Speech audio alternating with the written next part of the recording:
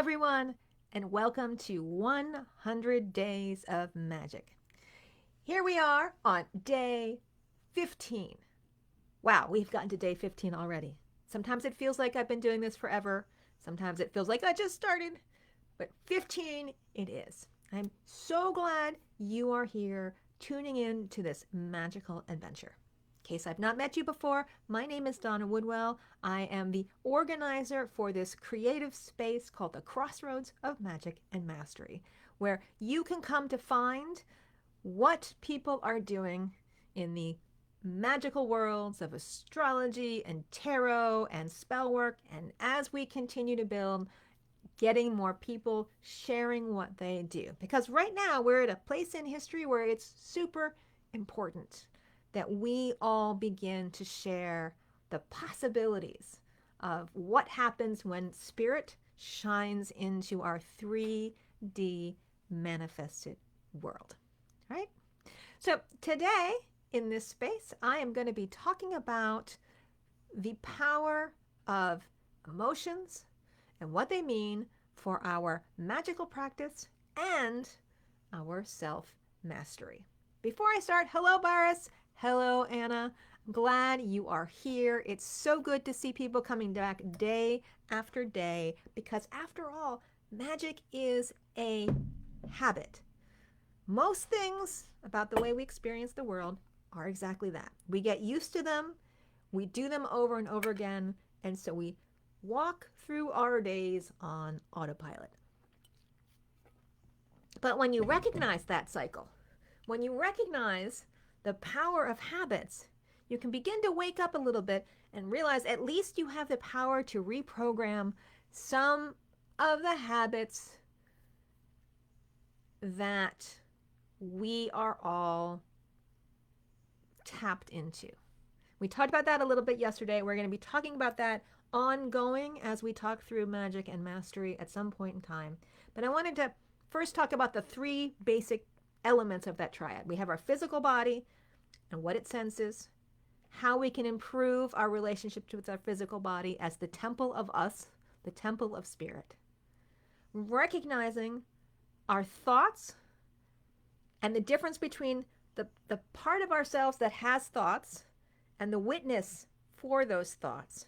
And begin to see them as two separate things, kind of the purpose of meditation. And our emotions. And our emotions are the glue that connects our thoughts and our physical form. So emotions are linked up with the hormones that we have coursing through our body at any point in time. We have hormones for fear. We have hormones for love. We have hormones for curiosity. We have hormones for being energized. We have all kinds of hormonal systems in our bodies. What happens is every time we have a thought, that observer self in us makes some kind of judgment on that thought. Is this good? Is this bad? And that judgment results, that value judgment, in a cascade of hormones and emotions. And so the emotions become like the soundtrack for the thoughts that we're experiencing on any points in time. It is just like a movie. There is a script. Actors are saying words, but there's a sound underneath the script that gives you a sense of the meaning, the tone of said words. It's all different if there's this vibrant music going on underneath than if there's this slow, sad movement going underneath. And when you recognize that as the stones are, as if you throw a stone in a little lake, little ripples come out, that your thoughts and emotions are like the little stone that you throw in, and your emotions are like the ripples that run out. If you understand how this process is occurring, you begin to see, like, wait a minute, you mean my judgments of this situation will change the emotional responses that I have. and the emotional responses we'll have will change how my body reacts to the situation. All I have to do is change how I judge something, and I will have a different emotional experience. And the answer is yes, with the caveat of you have to understand that oftentimes your judgments are habits, and habits are sometimes hard to break. So we mentioned this yesterday, using the example of the roller coaster. If you look at the roller coaster and you from past experience have decided you love roller coasters, you are going to get excited. You're going to feel an emotional reaction. You're going to be looking forward to that moment. And you're going to have that experience of roller coasters. If you have had a negative experience with roller coasters in the past, ooh, yuck, I hate those. They're terrifying. That judgment is going to create a cascade of emotions in you: fear, anxiety, anger, fight or flight response, whatever. And you're going to have that kind of you're going to have that kind of experience of the situation. When in reality, it's just a roller coaster. It's not good or bad. It's just a thing. So part of the self-mastery process comes from being able to, one, understand that emotions are responses to the way you are thinking. And most of the thought work that is done in life coaching is traditionally part of learning how to master yourself in magical circles. It's traditionally part of the Stoic tradition of learning how to master yourselves, or any other spiritual practice that actually works with how the mind works rather than just telling you what to believe. That when you sit down and you begin to meditate, you begin to be mindful that a space continues to open between the thought and the judgment. And as that space opens, you claim more space to be able to live consciously. In other words, you're claiming space for your free will. Because as long as there's no space between your habitual thought, the emotion that it creates, and your body's reaction, you are constantly in reaction mode. You are constantly in reaction mode based on the circumstances you've had in life, what your parents have told you, the friend circles you grew up in, the larger culture that you're in. You are always, always at its mercy. And you say things like, well, that's the way it should be. When we get stuck in shoulds, shoulds are not real. They are just your habit telling you what you should expect. So one of the big tools of learning a magical practice on the mastery side of the equation is beginning to own not just how you respond to your emotions and what you do with them. Like if you get angry, you don't go out and whack people in the head.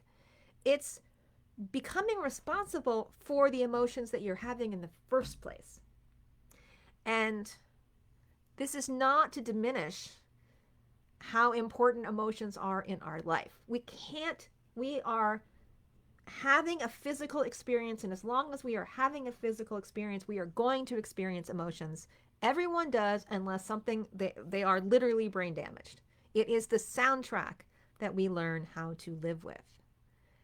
But to put emotions on a pedestal, or to put thoughts on a pedestal and say, these are mine, it's okay, whatever I'm feeling is fine, that is a questionable tactic about life, because you can use that logic for anything. You could be a Nazi and wanting to kill people and say, well, it's what I'm feeling, it must be fine. And that is where we have to challenge some of the ways that we think about how we inhabit our inner worlds and our responsibilities of being, again, spiritual creatures having a human experience. So that's from the part of our 3D perspective. I want to challenge you for a moment considering our body, thoughts, and emotions from the point of view of our higher self. So if you can imagine for a moment, I love that using this as a metaphor. Let's say you were a scientist and you wanted to explore some other planet and it was too far for you to get there. So you made yourself a little robot, sent it off to the other planet. And you wanted to give the robot some rudimentary capacity to navigate that other landscape so that you didn't have to like wait to send it a message before it did anything, so that it could like navigate which direction it wanted to go. You could reprogram it with like, okay, well, you know, shut down at night, put up your solar panels in the daytime. If you see anything interesting that looks like this, go that direction, and so on. And you give it the ability to adapt, meaning it can program itself with more information, more subroutines, as you want to call them. I like science fiction. If you want it to learn and continue to grow.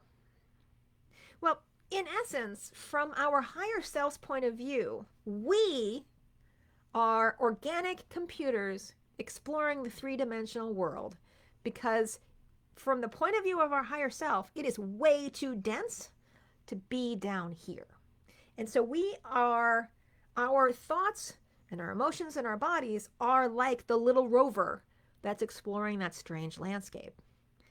And unfortunately for the poor scientists, that the rover has gotten so sophisticated that it's forgotten that it's a robot at all. So it's running around trying to do its own thing, completely oblivious that there was a bigger plan in mind. And that's the point of view that we as a society have gotten into. But we're running up against, in science, in all kinds of things, that there's only so far you can go in the physical level without recognizing that consciousness, aka our higher selves, plays a part in our existence. So right now, what we are learning from the point of view of the higher self, this ego noise that we are making, these thoughts that are going through our heads, these emotional responses that are happening are so freaking loud that it's hard for us from our point of view down here to recognize that we are connected to something bigger. So the reason to learn how to master your emotions, to master your thought process, to master your physical self, is to be able to make space to connect to something deeper. To give up intolerance, to give up vanity, to give up self-pity, so that there is a possibility that you can plug into a larger pattern. And that's where we are right now. It's not about learning magic. Yes, is about learning how to create your reality. Not because everyone needs a Lamborghini. It's about learning how to co-create your reality, because that's about how you can creatively manifest your soul purpose in the world. And whatever that might be, in whatever circumstances you might find yourself in. And that can be different for everyone. And it's certainly not what, the larger culture, television tells you should want.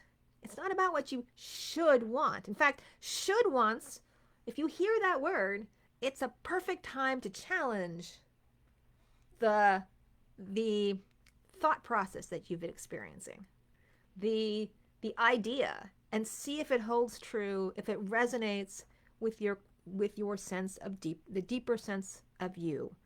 That as you work with these things, you begin to make more space, more quiet moments, so that you don't have thoughts driving you crazy, and you don't have emotions pushing you to do all kinds of things that might hurt yourself or other people. That's not going to say you're not going to have emotions at all. You're still going to have thoughts. You're still going to have emotions, but you don't feel like you are constantly reacting to them. You feel like you have some choice in the matter. And that's what we're moving toward. Okay?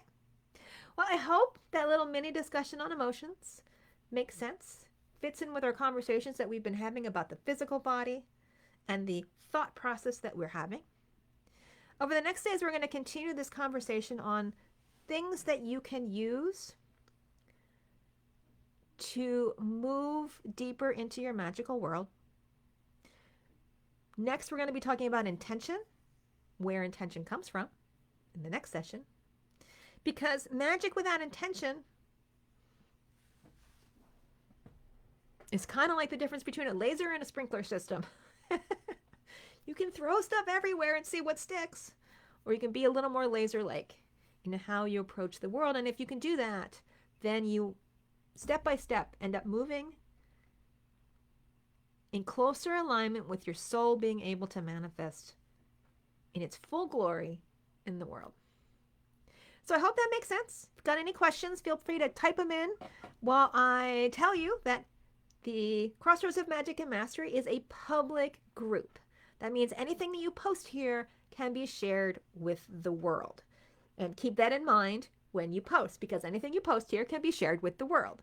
You don't even need to have a Facebook account to be able to see this page.